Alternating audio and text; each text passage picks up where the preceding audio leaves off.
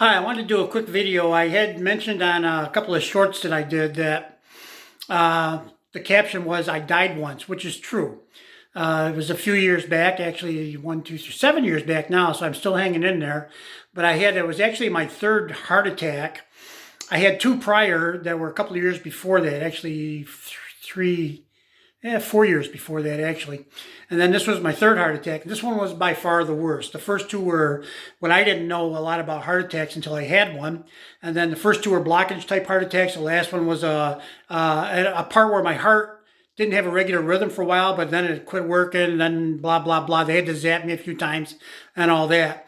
And the reason why I know I was dead for about 10 and a half minutes, and the reason I know that is the paramedics took my Fitbit watch that I had on and they downloaded the information, and that actually said that I had no heartbeat and no breathing for it was just around 10 and a half minutes. I don't remember. I think it was 10 minutes and 28 seconds or some kind of thing. But anyway, they also had to zap me in the ambulance. But I got to the hospital and I got saved. They saved me up there. But I think the people that really saved me that day, I went to the YMCA as I had been doing since my previous heart attacks. I was eating right, exercising, trying to do all the right stuff. And I was probably in I would say, really great shape for my age. And not that I was ever really in really bad shape. I'm probably in the worst shape I've ever been in right now as we speak. I'm going to try to work on that. But um, part of the reason is I'm Irish and I'm Dutch, and that means I'm stupid and stubborn. So I might come up with all kinds of reasons why I'm where I'm at right now. But in any case, let me get on with the story. So I went to the Y as usual, and I got on a stepper, and which I did. It was the first thing I did when I got there, and I was working on the stepper, and I was only on it a couple minutes, and there was a young lady there that I used to see there all the time. I don't know whether she worked out there all the time or whether she worked there, but she seemed to be there all the time. But in any case, um, apparently I said hello to her. I don't remember that I did, but apparently I said hello to her. I got on the stepper. I was only on it a couple minutes, and she was talking to a couple of people. And I vaguely remember that in a way, that seeing her there, seeing her talking to some people, I just got little flashes of that from time to time. But I don't remember too much of the rest of the time frame of the heart attack and all that. I'll get to that later. So I'm on the stepper. I'm doing the steps. And she said I was only on there a few minutes, and I always went on for an hour, and she knew that I was always on there for an hour, and she thought that was unusual. She said I took two steps kind of in the direction of her and the people she was talking to, and I went down on my knees, and I fell over my side. My eyes were wide open, and I was dead. I was dead. Now, she just happened to be talking to a doctor and two nurses from the ER room. The local hospital is not far from there. And they jumped right on me and right away started working on me. Now, the funny part of the story, kind of funny part of the story, is that I was there about an hour earlier than I ever go there. And if I had gone on my regular time, the doctors and nurses would have been gone. They had finished their workout. They were ready to go home. And they were just talking to this young lady. They were just talking to this young lady about who knows what, right? And I don't know what either. So anyway, they jumped on me. They worked on me. Somebody called the lifeguard who had the day before had just finished her AED course. So she she finished it on a Sunday. This was on a Monday that this happened, and she came out, hooked me up. The machine said zap me, and it zapped me. And anyway, the ambulance got there in less than it was just about 8 minutes, I think. They loaded me up. They had to zap me again. Anyway, they took me to the hospital. Blah blah blah. So anyway, they brought me back, and I just think the circumstances, the ambulance getting there that quick was outstanding. The fact that I happened to drop dead right in front of a doctor and two nurses from the emergency room. That's the Irish part of me, okay? Lucky Irish, right? And anyway, it took a while. I actually lost my memory for 3 months before that and for about a month after that. And when I started coming out of that memory fog, I got everything back except for the day of and that particular time frame right there. I don't remember really that much about that whole day, but then again, when you go back in time, how much do you actually remember about every day that goes on? So I just thought that was kind of a story. Some people think that means that I am still here for a reason. Maybe this is the reason, to impart the story to you people and to maybe provide whatever I have to offer to everybody that's around. And if you want to, I got a lot of shorts out there. I'm putting out shorts. I'm going to try to put out 4, 5, 6 a week, maybe of the shorts. And a lot of it's just kind of a positive energy kind of a thing.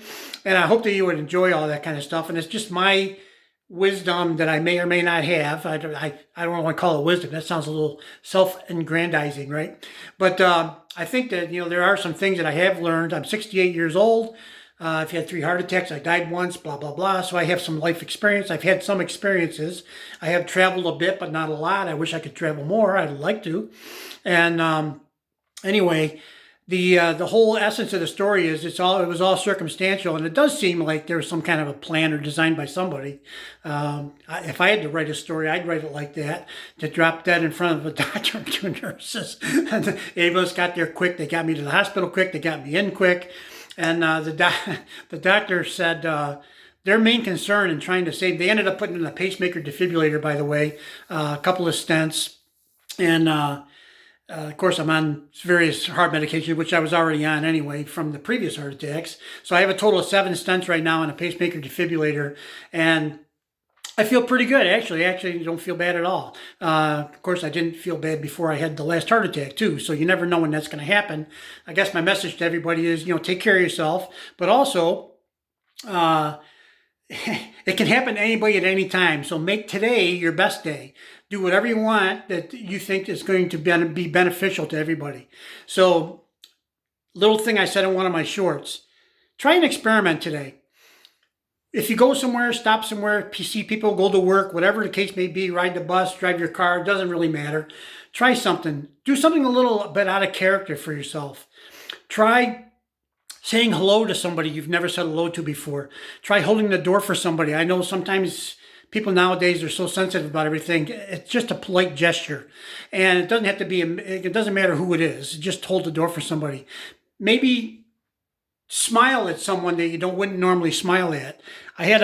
Today I went to the convenience store, and this young lady that works there, she's always energetic. She always seems to be happy. She's the one you ever been to a place where there's like 12 people working there, and there's one that's working and all the rest they're like in slow motion, and this one is just getting everything done. She's the one.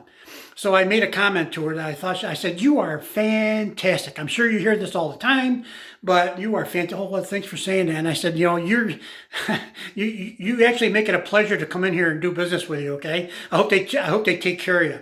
And I just said that to her, and she was smiling, and I was smiling. So I was smiling all the way home, thinking that I did a good thing. I hope that made her day better. And I hope that she passed that on somehow to other people by being in even a better mood than she normally is. So it causes like a ripple effect. And you don't know how far that ripple is going to go. Maybe the next person says something nice to somebody, the next person.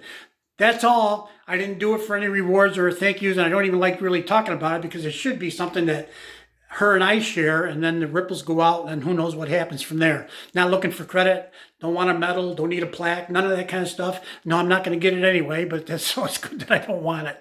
But I think, sometimes try something different, a little bit out of the ordinary. You might be surprised, it makes me feel good to know that I made her feel good. And I don't even know her name. I don't know who she is. I just see her at the convenience store. So anyway, and I'm not looking to date her. It's nothing like that. She's much younger than I am, and I'm sure she wouldn't be interested. And I don't even think that way these days at this age. So anyway, have a good day.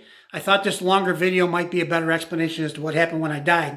Oh, and the doctor did say their biggest concern was that I was without breathing for so long that I would have brain damage. And he said that I said to him, and I don't remember saying that, but he said, so when you were talking with me, you said, well, Doc, I already had brain damage. Can you get that twice? So I guess I didn't lose my sense of humor while I was out of it, which is okay. If I have a sense of humor, I don't want to be too presumptuous.